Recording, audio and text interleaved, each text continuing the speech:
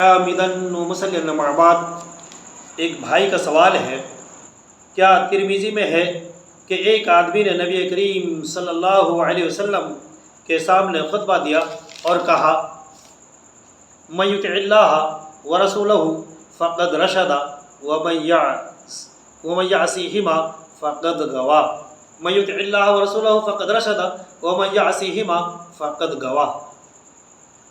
جس نے اللہ اور اس کے رسول صلی اللہ علیہ وسلم کی اطاعت کی وہ ہدایت پا گیا، اور جس نے ان دونوں کی نافرمانی کی وہ گمراہ ہو گیا۔ تو اللہ کے رسول صلی اللہ علیہ وسلم نے فرمایا بئس الخطیب انت قل ومن یعص اللہ ورسولہ، تو برا خطیب ہے تو کہے جس نے اللہ اور اس کے رسول کی نافرمانی کی، نیز اس کی ممانعت کی وجہ کیا ہے۔ ماشاءاللہ بھائی کا عمدہ سوال ہے اور بہت لمبا سوال ہے۔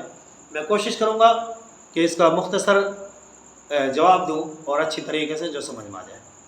یہ حدیث کہ یہ کتب حدیث صحیح مسلم کتاب الجمعہ باب تخفیف الصلاۃ والخطبہ 870، نسائی کتاب النکاح باب ما یکرہ من الخطبہ 3281، ابو داؤد کتاب الصلاۃ باب الرجل یخطب علی موس 1099، کتاب الادب 4981، مسند احمد جلد نمبر 4 256، بہقی 1 200 386 216، مستدرک حاکم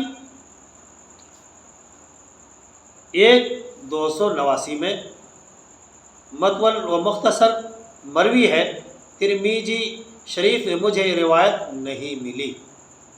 اس روایت میں من یعصیہما فقد غوا، جس نے ان دونوں کی نافرمانی کی وہ گمراہ ہو گیا۔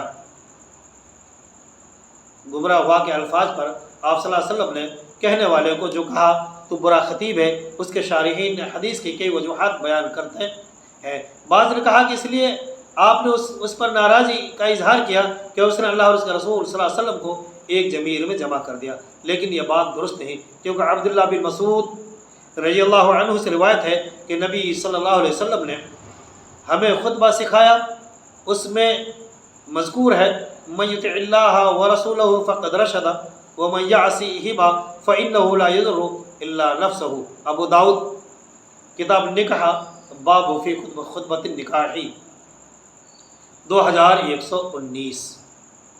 اسی طرح قرآن کریم میں بھی ہے ان اللہ و ملائکتہ یصلون علی النبی، سورہ الاحزاب 56۔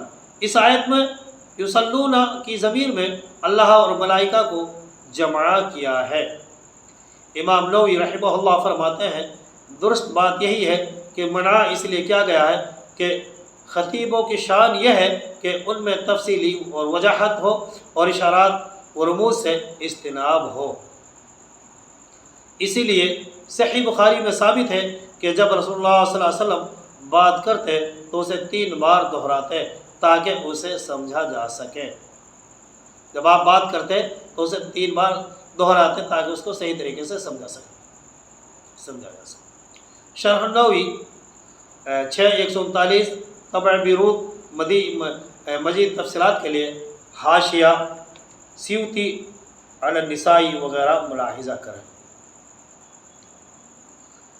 خطیب کو چاہیے کوئی اشارات اور رموز سے کام نہ لے تاکہ سامعین کو کسی قسم کا ابہام نہ رہے۔